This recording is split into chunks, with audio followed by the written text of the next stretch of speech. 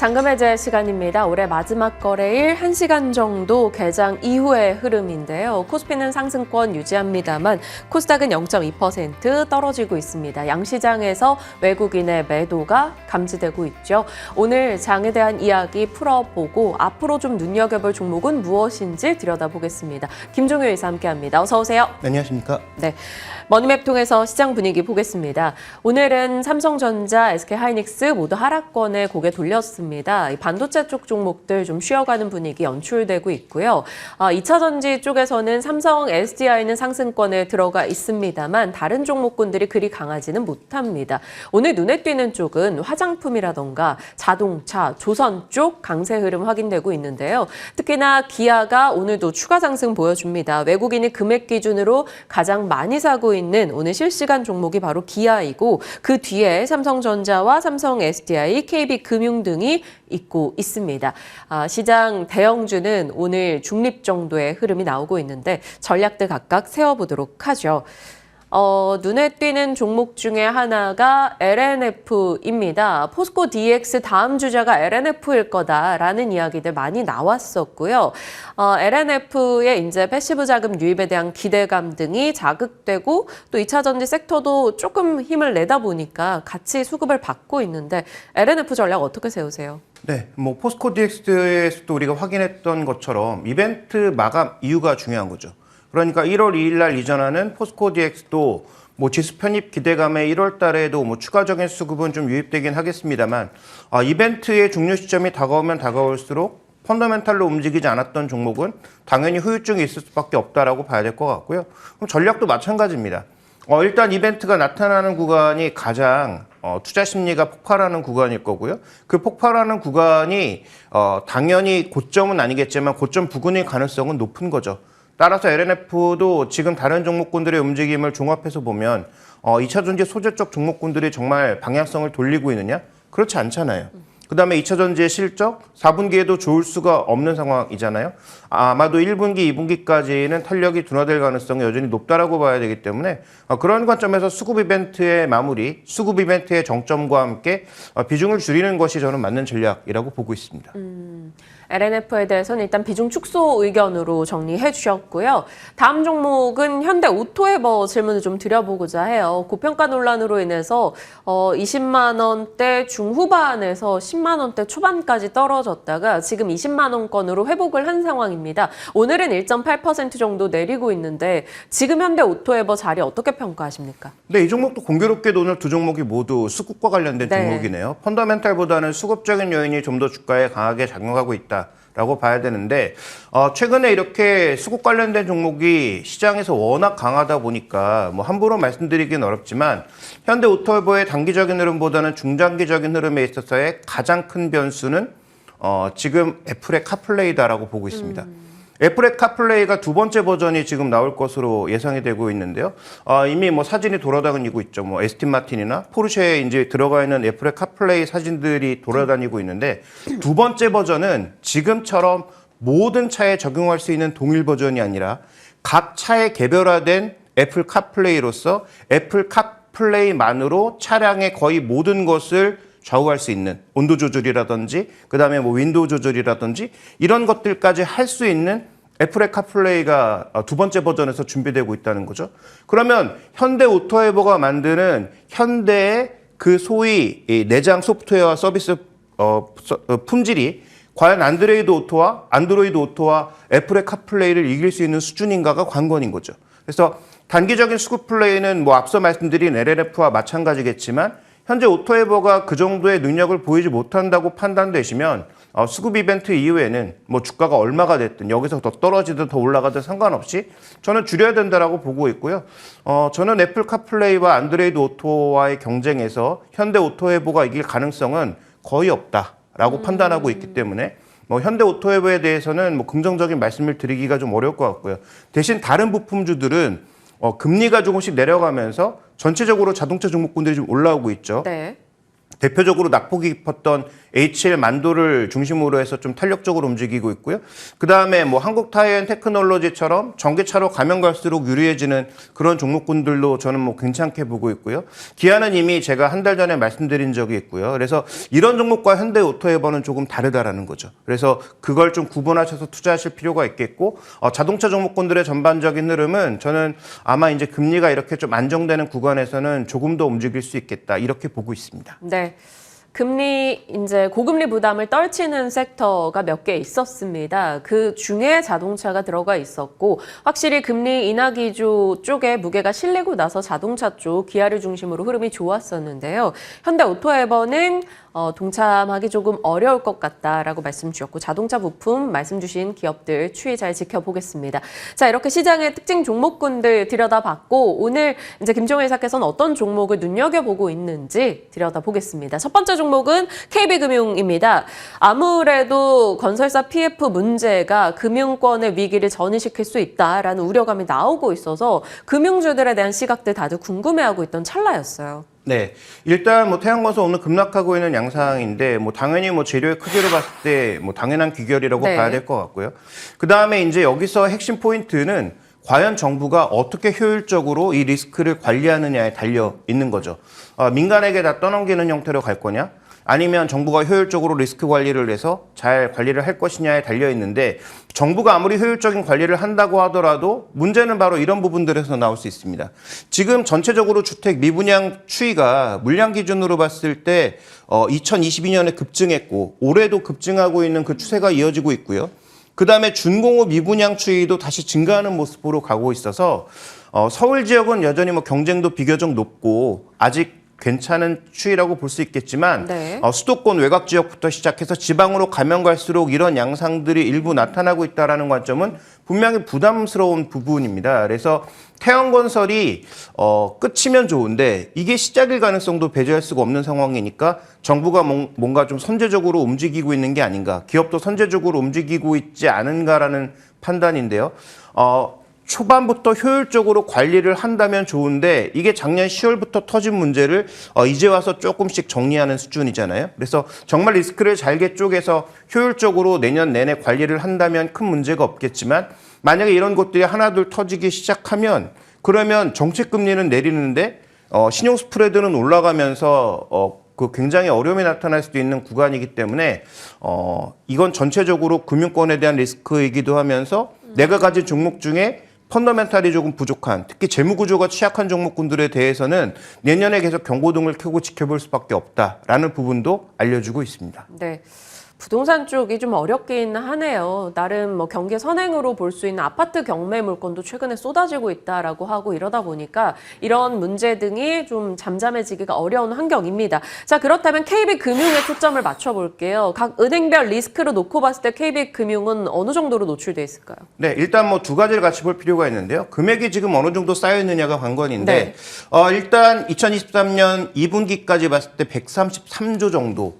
은행의 전체 자산에 비하면 그렇게 큰 규모는 아니라고 볼 수가 있겠죠. 또 이 중에서 과연 얼마만큼이 부실화되느냐에 따라서 달라질 수 있기 때문에 총액 기준으로 봤을 때는 그렇게 큰 위험은 아니다라고 봐야 될 것 같습니다. 그다음에 또 NPL 같은 것들이 지금 급증하고 있거나 이렇게 늘어나고 있는가? 그렇게 보면 대형은행 중심으로는 아직까지는 괜찮은 상황이고요. 또 준비된 그림을 마지막으로 하나 더 보시면 지금 그래도 KB와 신한, 하나처럼 그나마 우리나라에서 가장 우량하다고 알려진 대형 금융 지주사들의 순이익 대비 충당금 적립률을 보면 그래도 좀 낮은 수준입니다. 오히려 이쪽으로 가면 갈수록 조금씩 뭔가 위험해 보이는 그런 기업들이 있다라는 측면에서 제가 보기에, 그러니까 제가 보는 측면에서 지금 제가 쳐다보는 그런 관점에서 오른쪽에 있는 기업들보다는 왼쪽에 있는 기업들이 상대적으로 우량하다라고 봐야 될 것 같고요. 실제로 저 기업들의 지금 쌓이고 있는 충당금 비율 자체가 전체 자산 대비해서도 굉장히 낮은 수준이라는 점에서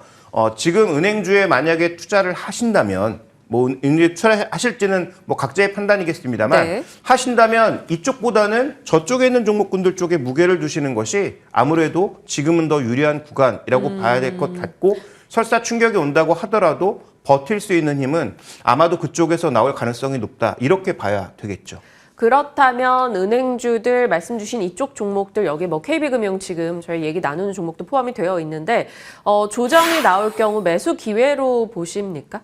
네, 일단 뭐 매수를 한다고 해서 내년도에 아주 드라마틱한 수익률을 기대하기는 어렵다 이렇게 판단하고 있습니다. 다만 중요한 것은 지금 현재 주가가 어느 정도의 레벨이냐가 전 중요하다고 판단하고 있는데 네. 현재 레벨은 리스크를 100% 반영하지는 않았지만 그렇다고 지금 좋은 실적을 반영한 수준도 아니라고 보고 있는 거죠. 그래서 변수는 많습니다. 내년도에 뭐 은행권에 뭐 이런 여러 가지 손실을 떠넘긴다든지 아니면 은행권을 또 관치금융으로 막 쥐어짜서 은행의 이익을 뭐 가져가는 그런 형태를 보이면 뭐 추가적으로 주가가 더 약세를 보일 수 있겠습니다만 현재 지금 PB 기준으로는 0.4배도 채 안 되는 정도의 레벨에 굉장히 낮은 수준의 주가가 머물고 있는 것은 이러한 리스크를 일정 부분 선반영하고 있다. 그러면 정말로 리스크가 표면화되는 과정에서는 더 빠질 수 있는데 그러면 그때가 은행주의 저점일 가능성이 높고 그때부터 오히려 주가가 탄력적으로 하락했다가 V자로 올라가는 경우가 굉장히 많더라는 거죠.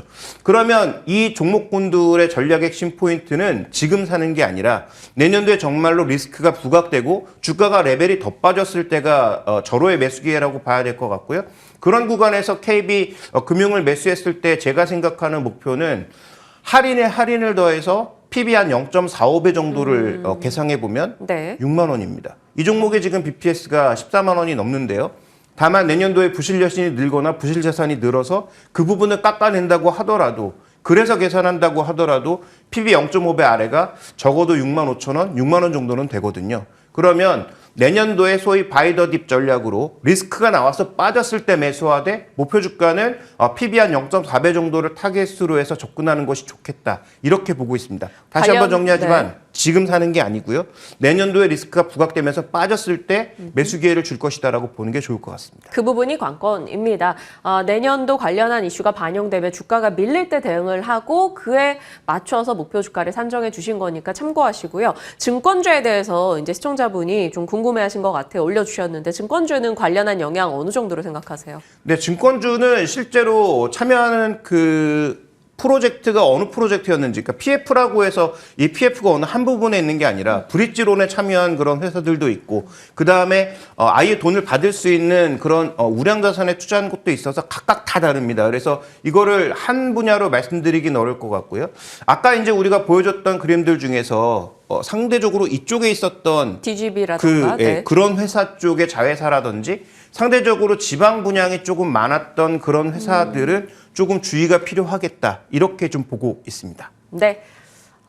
PF 관련한 이야기, 건설, 은행, 증권주에 대한 전략 나눠봤고 그 가운데 KB금융의 입지와 내년도 전략까지 챙겨봤습니다. 첫 번째 이슈였고요. 두 번째로 가보죠. 두 번째 종목은 하이브입니다. 타이틀이 우려 없는 2024년 물음표인데 오랫동안 김종효 회사님을 겪은 바로서 항상 이렇게 물음표 찍으면 조금 보수적인 답변을 주시더라고요. 네, 일단 뭐 이 시간이 제가 뭐 추천주를 말씀드리는 시간이 아니라 시장의 뭐 여러 종목군들에 대한 제 의견을 말씀드리는 그런 시간인데요.